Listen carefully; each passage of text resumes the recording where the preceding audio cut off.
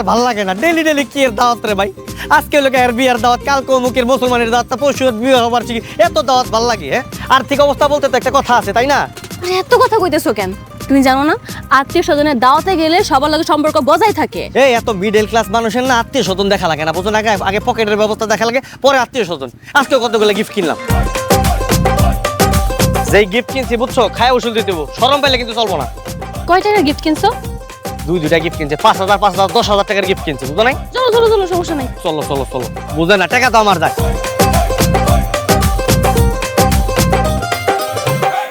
দাঁড়াও দাঁড়াও, কি হলো, দাঁড়িয়ে পড়েছো কেন? চলো। না মানে ওরা এইভাবে গিফট খুলতেছে কেন সবার সামনে? আরে আশ্চর্য ব্যাপার, ওদের গিফট ওদের যখন ইচ্ছা তখনই তো খুলবে। চলো।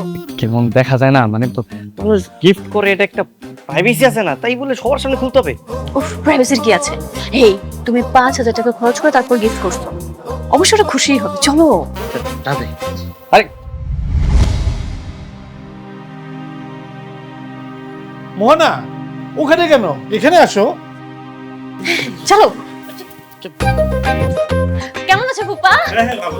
ভিতরে খাবারের ব্যবস্থা করেছি আর এখানে গিফট রাখছি। নাও, গিফট এখানে রেখে দাও। আমি গিফটটা একটু দূরে রাখি। হ্যাঁ, আরে দুলা ভাই এদিকে দেন। আরে না না, আরে দেখি আমরা কি আরে নিয়ে দূরে রাখি, আসছেন। সমস্যা আরে দেখি তো দেখি। কেমন? আরে আরে দুলা ভাই দেন তো দেখি কি নিয়ে আসছেন। আচ্ছা খুইলো না, খুইলো না। হ্যাঁ, আরে খুলে দেখবো না দুলা ভাই কি নিয়ে আসছে। আরে পরে খুইলো।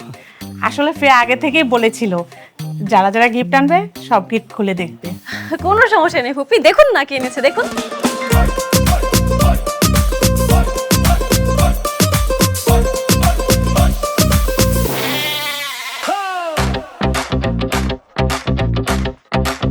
কাকা এত বড় গিফট বক্সের মধ্যে এতটুকু আতর নিয়ে আসছে।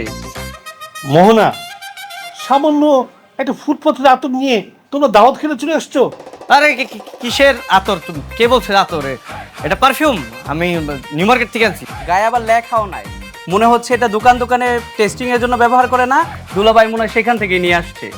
মোহনা, ভালোবেসে এমন একটা ফকিরকে বিয়ে করেছিস যে কিনা একটা সামান্য গিফট কেনার ক্ষমতা নেই। আবার ফুপা, গিফট তো গিফটই, আবার ভালো মন্দের কি আছে? হ্যাঁ ম্যাম, এই আকমল মিয়া, আমাদেরকে খেতে দাও, ক্ষুধা পাইছে না। কত বড় নির্লজ্জ জামাই, সামান্য 2 টাকার আতর এনেছে, তারপর আবার খাওয়ার জন্য পাগল হয়ে গেছে। লজ্জা শরম কিছু নেই নাকি? সরি ফুপু, আসলে আমি বুঝতে পারিনি ও এমনটা করবে। কি কোনো সমস্যা নেই ফুপু, আপনি এটা রাখুন, ফ্রেয়াকে কিছু কিনে দিবেন। হ্যাঁ, টাকাটা বরং তুই রাখ, তোর কাজে লাগবে। বাড়িতে যাওয়ার সময় চাল ডাল কিনে নিয়ে যাস। তোর ফুপা আমাকে বারবার বলেছিল তোদেরকে যেন দাওয়াত না দিই, কিন্তু আমি জোর করে দাওয়াতটা দিয়েছিলাম।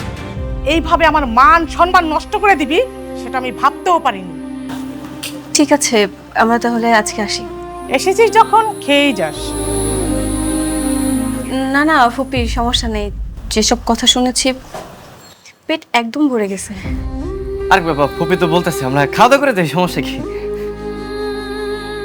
আসি ফুপু। দাঁড়াও দাঁড়াও, আচ্ছা আচ্ছা, খাবার দাবার তো খাইতে পারলাম না, এই বিস্কুটটা নিয়ে গেলাম। হ্যাঁ থাকে। কত বড় নির্লজ্জ দেখেছো? হ্যাঁ, বিস্কুটটাকেও ছাড়লো না।